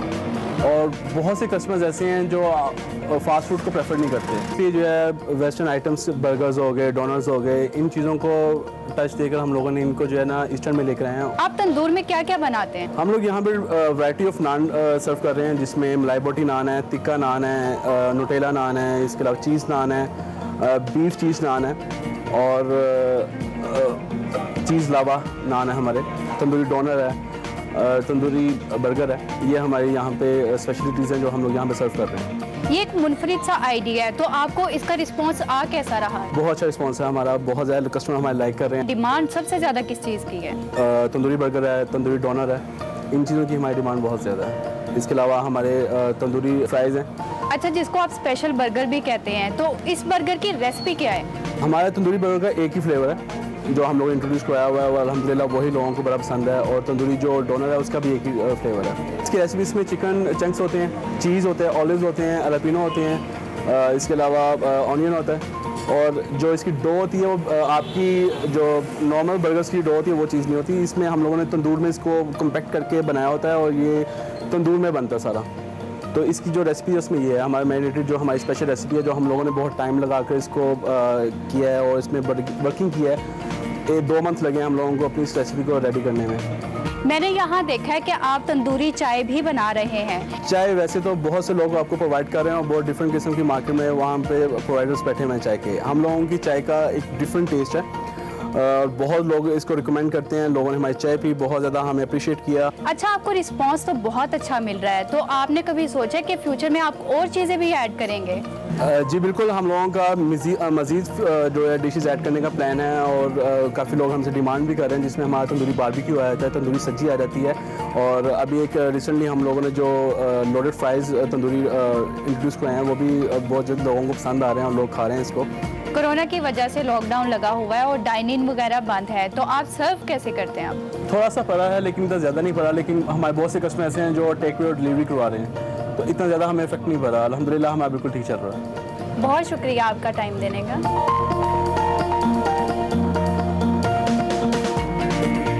हमारे साथ मौजूद है यहाँ के शेफ ज़ीशान साहब। आप मुझे बताएं आप क्या बना रहे हैं अभी? मैं तंदूरी बर्गर लगा रहा हूँ। अच्छा, तो ये कैसे बनता है आप दिखाएं हमें। सबसे पहले ये हमने डो गूंदी भी है, इसका हम पेड़ा बनाएंगे। ये हमने डो किस आटे की बनाई है? ये हमने ना फाइन आटा इस्तेमाल करते हैं इसमें। आप तंदूरी बर्गर में क्या क्या ऐड करेंगे? ये चिकन है, इसमें सॉसेस डाली हुई है हमने, ब्लैक ऑलिव्स डाले हुए हैं और चीज़ होती है इसके अंदर। अब इसको हम जैसे नान भरते हैं वैसे हम भरेंगे इसको। ये चिकन बर्गर लगा रहे हैं।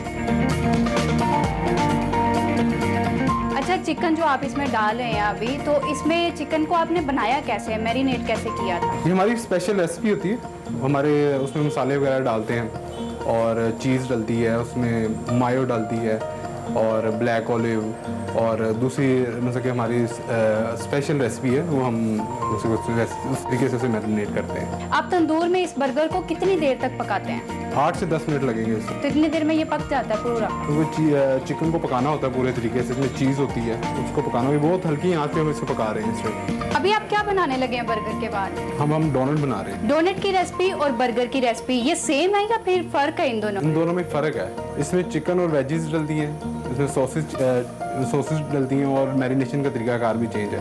डोनट को भी इतना ही टाइम लगता है बनने में? नहीं, एक ही टाइम पे लगता है। तंदूर के टेम्परेचर का हिसाब होता है इसमें। तंदूर का टेम्परेचर अगर हाई है तो उसमें जल्दी बन जाएगा, लेकिन हम स्लो भी बनाते हैं ताकि मतलब चिकन अच्छे तरीके से पक सके। बर्गर और डोनट बनाने के बाद अब आप क्या बना रहे हैं? मलाई बोटी नान लगा रहे हैं। मलाई बोटी नान बना रहे हैं, तो इसमें क्या क्या डलेगा? इसकी भी रेसिपी तकरीबन डिफरेंट है। जैसे कि जैसे आप बाहर कभी टिक्का खाएं तो मलाई बोटी टिक्का होता है, वैसे हम जैसे कि नान में हमने वो टेस्ट दिया हुआ है। अच्छा, तो बना के बताएं।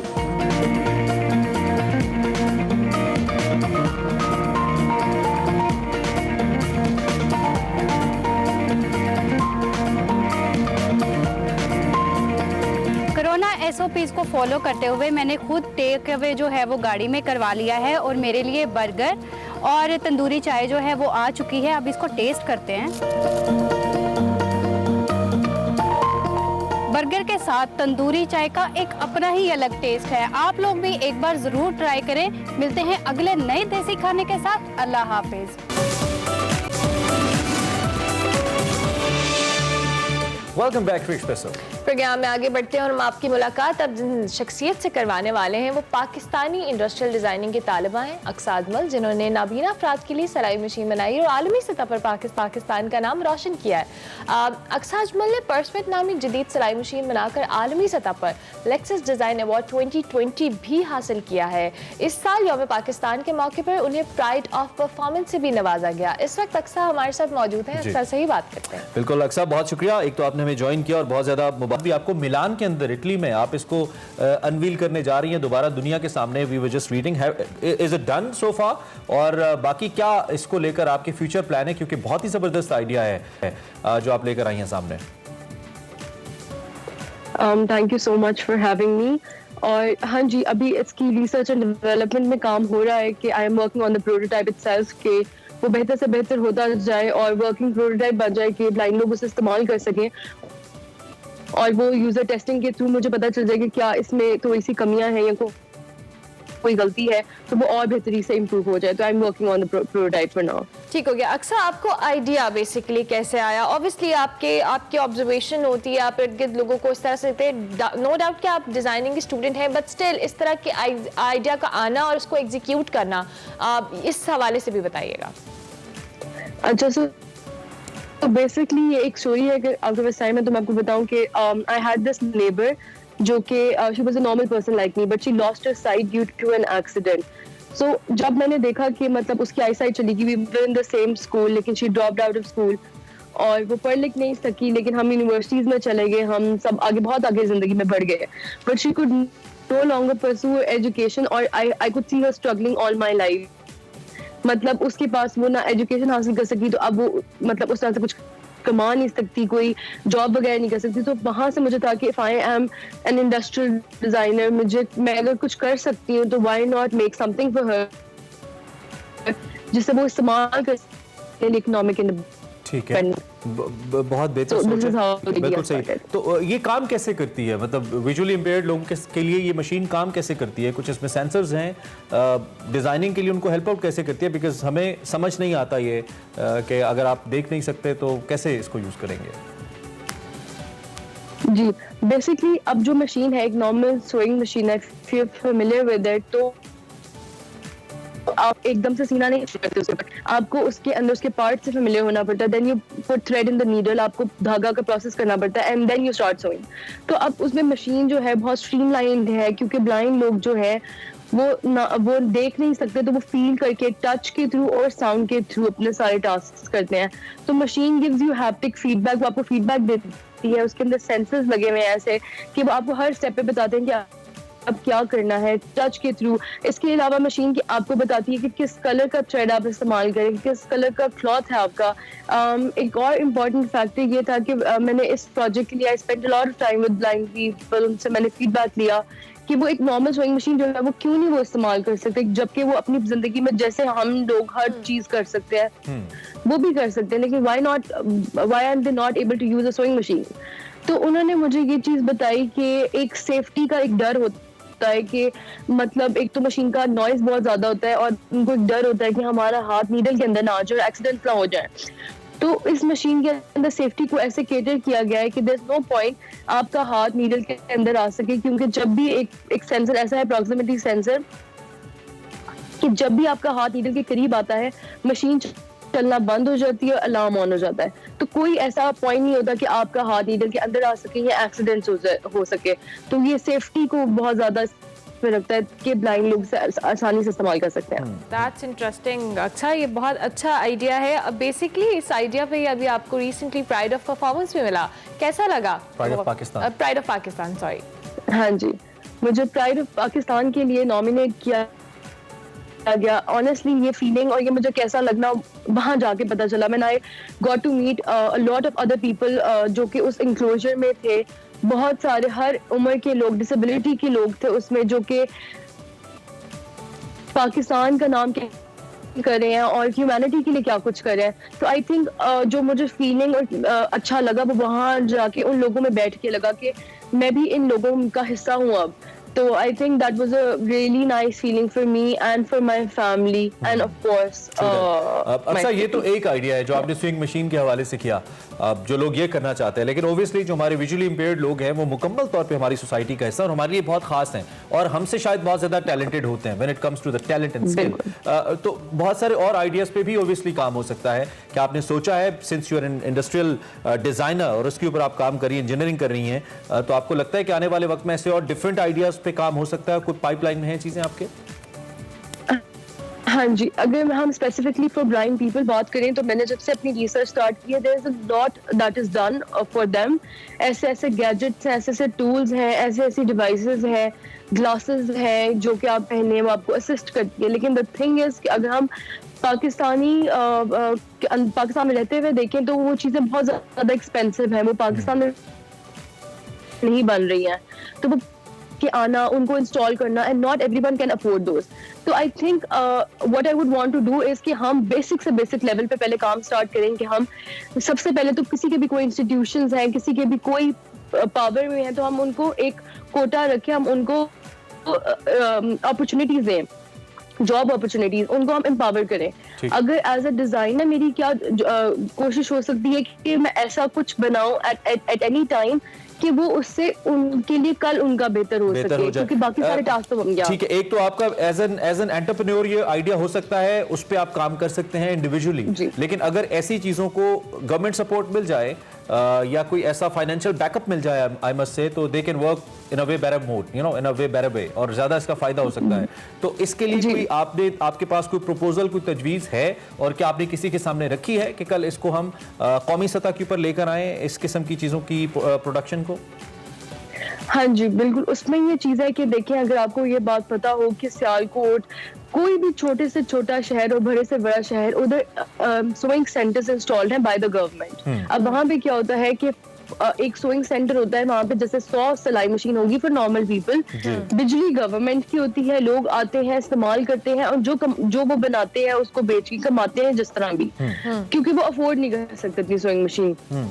तो मेरा प्रपोजल और आइडिया ये है कि अगर we have 100 sewing machine for normal people, क्या हम वो 10 सोइंग मशीन जो मैंने डिजाइन किए वो इंस्टॉल कर सकते हैं, ताकि अगर कोई ब्लाइंड लोग हैं या इवन वो लोग जिसको इस्तेमाल करनी नहीं आती, क्योंकि मशीन इतनी आसान हो गई है कि कोई भी इस्तेमाल कर सकता है, तो वो आए, इस्तेमाल करें, कमाएं और अपने लिए इसको फायदा हासिल कर सकें। जबरदस्त। अक्सा, हमारे प्लेटफॉर्म से कोई मैसेज आप देना चाहें जो आपको इस वक्त देख रहे हैं, जो इस तरह की किसी भी तरह शक्ल में एफर्ट करना चाहते हैं, और चाहे वो ब्लाइंड लोग हैं या किसी भी तरह से उनको कोई मसला है, तो उनको कोई मैसेज देंगी हमारे प्लेटफॉर्म से? तो To anyone who is watching me right now, मैं उन्हें यही कहूंगी कि अगर कोई ऐसा आइडिया है या कोई भी ऐसा काम है जो वो करना चाहते हैं, वो बजाय इसके कि उसको प्लान आउट करते रहें और सोचते रहें, वो आज से शुरू करें, क्योंकि अगर हम आज से शुरू करेंगे तो ही हम अपने कल को बेहतर बना सकते हैं। And never lose hope. हर किसी को, मुझे भी इवन नाउ ऐसे पॉइंट्स पे लगता है कि मैं ऐसे एग्जीक्यूट नहीं कर पाऊंगी, होगा नहीं होगा, लेकिन उन डाउट से बाहर निकल आए, be true to yourself and to your intentions, और फिर देखेंगे हम कि बहुत कुछ आप अचीव कर सकते हैं, और ऐसा सब कुछ हो जाता है कि आपने सोचा भी नहीं होता। तो बस मेहनत करते रहें and you will be able to achieve a lot. आप ट्रस्ट करें ऑलवेज, जैसा कल भी हमने कहा था, always trust your idea rather than seeing कि चैलेंजेस क्या हैं। It's pleasure having you Aqsa, thank you very much for being with us, thank you very much for being pride of Pakistan. You are so young, और आप जैसे भी कई लोग ऐसे हैं जो आपको देखकर इससे इंस्पिरेशन हासिल करेंगे, एंड वी बिलीव कि जब आप इंटरनेशनल एरिना के ऊपर जा रही हैं तो वहाँ पे भी बहुत अच्छा रिस्पॉन्स आपको मिले। हम इंशाल्लाह दोबारा से भी कोशिश करेंगे कि इस पे बात होती रहे। Thank you very much once again for Aqsa Ajmal मौजूद थी, प्राइड ऑफ पाकिस्तान। इसी नोट पर हमें एक ब्रेक लेनी है, ब्रेक के बाद हाजिर होंगे। आप देखते रहिए एक्सप्रेसो।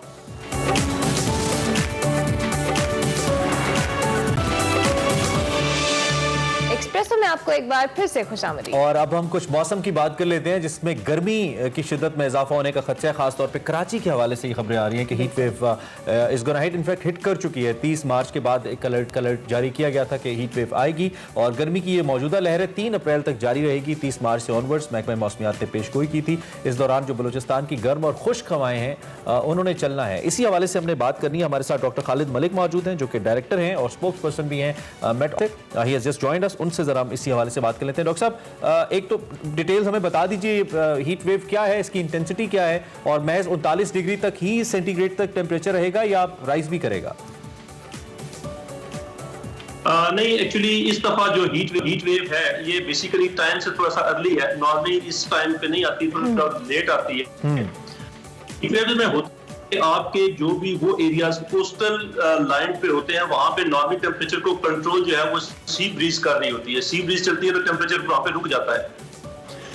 हीट वेव के दौरान आपकी जो सी ब्रीज है वो बंद हो जाती है, समुद्र से आप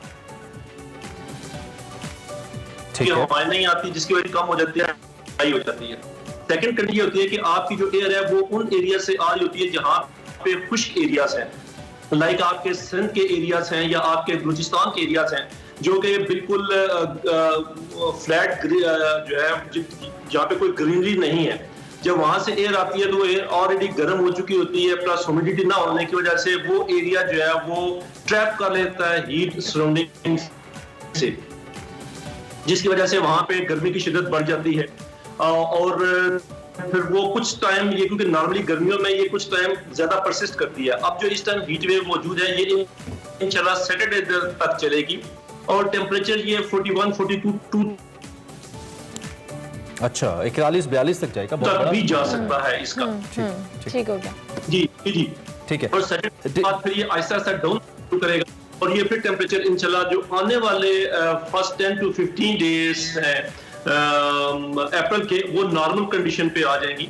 इसमें सिर्फ कराची नहीं है बल्कि पूरा सिंध भी है और बलूचिस्तान के जो सिंध के साथ गुलजार या नसीराबाद के एरियाज है वो है, और तो पंजाब के एरियाज भी हैं जिनमें सारी इसी तरह की कंडीशन मौजूद है। अच्छा डॉक्टर साहब, जिस तरह से आपने भी खुद भी मेंशन किया कि ये अर्ली आई है इस बार हीट वेव कराची की, अगर हम स्पेसिफिकली बात करें तो इसमें एहतियात क्या होनी चाहिए? क्योंकि आइंदा आने वाले जो हमने देखा है कि जब मजीद गर्मी होती है तो कराची वाले काफी इफेक्ट भी होते हैं इस हीट वेव से, सो एहतियात भी हमारे फोरम से बताइएगा लोगों के लिए। देखिए, हीट वेव में एक तो आपका टेम्परेचर बढ़ जाता है, ह्यूमिडिटी कम होती है तो हीट इंडेक्स बढ़ जाता है। प्लस इसमें एक और फिनोमेना होता है कि जो एयर पोल्यूटेंट होते हैं, जो कि हीट के जो आपके सेहत के लिए मुदर से होते हैं, वो ट्रैप करके, जिसकी वजह से जब आप सांस लेते हैं तभी तक करते हैं, और प्लस जब डायरेक्ट हीट आपके पास आपके जिस्म पे टच करती है वो आपको दे जाती है। ठीक है, ब्रेक ऑडियो तो आपकी ऑडियो में थोड़ा इशू आ रहा है, और थैंक यू वेरी मच कि आप हमें कराची हीट वेव के हवाले से बता रहे थे, और ये थोड़ा अर्ली आई है बट स्टिल कराची वालों को एहतियात करना, और टेम्परेचर इसमें इतना ज्यादा राइज नहीं बट स्टिल 41-42 डिग्री तक जाएगा। और 2015 में एक बड़ी तगड़ी हीट वेव आई थी, जस्ट रीडिंग, और उसने बड़ा नुकसान भी किया था, बड़े लोग उससे कुछ हलाकतें भी हुई थी, गर्मी बहुत बढ़ गई थी। कराची में जो इसकी नेचुरल सी ब्रीज है वो चलती रहे तो मौसम ठीक रहता है। इस पर बात हम करते रहेंगे, लेकिन अब हमें आगे बढ़ना है। बिल्कुल, मेरे हाल से क्रिकेट की ब्रेक तो नहीं लेनी चाहिए, हमने क्रिकेट पे बात करनी है। ब्रेक ले लेते हैं, चले हमारे खेल जी खेल, अभी अब ब्रेक नहीं लेते। ब्रेक नहीं लेते, ब्रेक क्रिकेट में आ गई है ना, पीएसएल बंद करवा दिया आपने, और कितनी ब्रेक्स चाहिए आपको? अच्छा जी, और क्रिकेट पे चल रहे थे, ब्रेक लेनी है, खेल पे बात करनी है। साउथ अफ्रीका की हम बात कर लेते हैं, और साउथ अफ्रीका टीम आपको पता है पहुंच चुकी है। बिल्कुल, और कौमी स्क्वाड जो है बायोस्क्वायर बबल में फिजिकल ट्रेनिंग की जा रही है, साथ साथ फील्डिंग, बॉलिंग और बैटिंग की भी भरपूर तैयारी है। पाकिस्तान और साउथ अफ्रीका के दरमियान वनडे सीरीज का आगाज कल 2 अप्रैल से हो रहा है, जबकि दूसरा मैच 4 और आखिरी वनडे 7 अप्रैल को खेला जाएगा। और इस सीरीज में कौमी स्क्वाड के जो साबिक कप्तान है सरफराज अहमद, उनको भी खिलाए जाने का इम्कान जाहिर किया जा रहा है। जराए के मुताबिक सरफराज अहमद बतौर विकेट कीपर, जबकि मोहम्मद रिजवान जो है बतौर बैट्समैन खेल सकते हैं। और फहीम अशरफ साहब कहते हैं कि जी सीरीज के लिए अच्छी तैयारी है, जीतने की भरपूर कोशिश करेंगे। बिल्कुल, ताहम मुल्क से बाहर उन्होंने कहा कि ये सीरीज आसान नहीं है, ये बायोसिक्योर बबल कराची में नहीं है, सेंचुरियन में, तो हमें लगता है कि टूटेगा नहीं इंशाल्लाह। वनडे सीरीज के बाद दोनों टीम्स के दरमियान 4 मैचेस पर मुश्तमिल T20 सीरीज भी खेली जाएगी। पाकिस्तान के दौरे साउथ अफ्रीका पर क्या सूरत हाल रहने वाली है, कैसी क्रिकेट होने वाली है, बहुत अरसे के बाद। वेलकम मिर्जा इकबाल बेग साहब। जिस तरह कुछ लोग हमें बाकायदा एक्सप्रेसो रखते हैं, मिर्जा साहब भी is a very important espresso. Mirza साहब गुड मॉर्निंग, और मिला खुसूसी वेलकम करना चाहती हैं। Good morning and welcome to Expresso. कैसे हैं आप? बहुत बहुत शुक्रिया, सुबह बखैर। और आपको मेरे पीछे पंखे की आवाज भी आ रही होगी। थोड़ी देर पहले आप जो हीट वेव पर कराची की बात कर रहे थे, वाकई में बेइंतहा गर्मी है। अच्छा। और आप लोग तो एसी में बैठे होंगे इत्मीनान के साथ, आपको इतनी गर्मी नहीं हम तो कहते हैं स्टूडियोज आ जाएगा, लेकिन हम आपको तंग नहीं करते ना। मेरे साहब लाहौर में वैसे भी अभी तक नेचुरल एसी चल रहा है, तो हम अभी बर्दाश्त कर लेते हैं। बिल्कुल बिल्कुल। और क्रिकेट की अगर हम बात करें, बड़े दिनों के बाद आपसे बात हो रही है, कल से सीरीज शुरू हो रही है पाकिस्तान साउथ अफ्रीका, और लोग कह रहे हैं कि आया सरफराज अहमद खेलेंगे या नहीं खेलेंगे as a middle order batsman. मेरा सवाल ये होगा कि खेलना चाहिए कि नहीं खेलना चाहिए मिर्जा साहब, आपके ख्याल में? देखिए, मेरे ख्याल में इस वक्त एक एक्सपीरियंस बैट्समैन की जरूरत है। 2007 से सरफराज इंटरनेशनल क्रिकेट खेल रहे हैं मिडिल ऑर्डर में, क्योंकि आपके पास मिडिल ऑर्डर आपका खासा हल्का नजर आता है। हारिस सोहेल भी नहीं है मिडिल ऑर्डर में, तो आपके यंगस्टर्स हैं, और हफीज तो उनको पाकिस्तानी पिचेस के ऊपर रखी थी, उसमें हमें कामयाबी हुई थी, थोड़ा सा शेकी टेस्ट के अंदर हो गए थे, लेकिन आपको लगता है कि उसी स्ट्रैटेजी के साथ, उसी गेम प्लान के साथ हमें सेंचुरियन में साउथ अफ्रीका में भी जाना पड़ेगा, या उसमें कोई तब्दीली चाहिए होगी as per seeing the condition Pakistan और साउथ अफ्रीका की? देखिए, हमारे यहाँ तो इमरान विकेटें जो थी वो स्पिनर्स के लिए ज्यादा साजगार थी, लेकिन वहाँ बाउंसी तेज विकेटें होंगी, तो वहाँ डेफिनेटली हम 4 सीमर्स के साथ जाएंगे।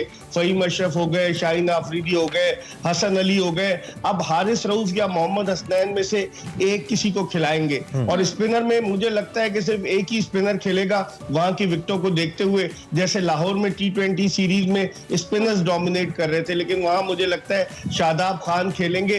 और पाकिस्तान की टीम निस्बतन बेहतर है as compare to South Africa, क्योंकि उनकी कप्तानी नए कप्तान बावूमा कर रहे हैं जो सिया फार्म क्रिकेटर है, और उनकी टीम के कई खिलाड़ी IPL खेलने के लिए चले जाएंगे। तो पाकिस्तान को एडवांटेज होगा कि पाकिस्तान जो है इस मौके पर, पिछली दफा भी हम सीरीज हारे थे उनसे, वनडे भी T20 भी, इस दफा हमें चांस है कि हम उनको हरा सकते हैं। ठीक है, मैं सब तैयारी तो भरपूर करें हैं बास्केट और बबल में, लेकिन हमने कराची में कुछ अच्छी एग्जांपल नहीं सेट की थी कि हमने PSL के दौरान और PSL पोस्टपोन करना पड़ा। क्या लगता है कि एक तो कोविड का चैलेंज है, फिर उसके साथ साथ कुछ कैप्टन और चीफ सिलेक्टर के दरमियान भी तनाजात की खबर आ रही है, ऊपर से बायोसिक्योर बबल है, क्या लगता है क्या इस हवाले से के चैलेंज को कबूल कर पाएगी टीम? जो कढ़ाइयां भी मंगवा के खाते हैं।